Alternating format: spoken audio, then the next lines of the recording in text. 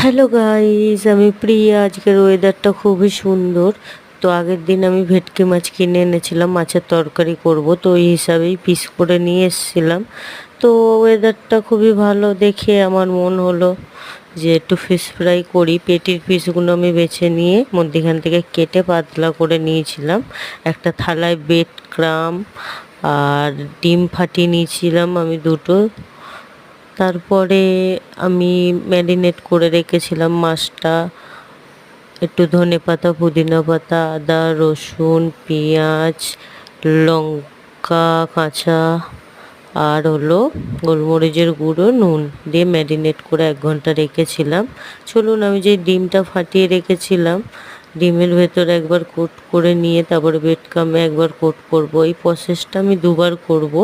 আপনারা চাইলে 3বারও করতে পারেন, কিন্তু বেশি মানে ব্রেড ক্রাম্বের লেয়ারটা বেশি মোটা হয়ে যাবে, অয়েলও বেশি মানে খরচ হবে বা বেশি থাকবে।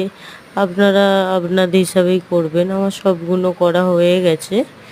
তো আমি ওইটাকে, তেলটাও আমার গরম হয়ে গেছে, তেলে আমি ছেড়ে দেবো একে একে। আর গ্যাসটা আমি স্লো করে রাখবো, নাহলে গ্যাসটা যদি বাড়িয়ে রাখি তো পুড়ে যাবে। আর আপনারা অবশ্যই গ্যাসটা স্লো করে করবেন, হাতে টাইম নিয়ে এটা ফ্রাই করবেন।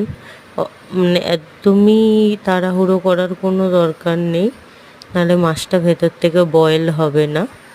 তো আমি ভালো করে এপিট ওপিট করে ভালো করে লাল করে ভেজে নেবেন আপনারা।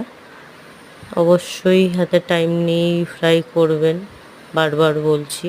দেখুন, লাল লাল করে ফ্রাই হয়ে গেছে আমার। আর এইটা না কলকাতার রেসিপি, আমাদের বাঙালি রেসিপি, আমার মায়ের কাছ থেকে শেখা। তো চলুন, আপনারা ট্রাই করে দেখবেন, কমেন্ট বক্সে জানাবেন আর সাবস্ক্রাইবও করবেন প্লিজ। Bye bye.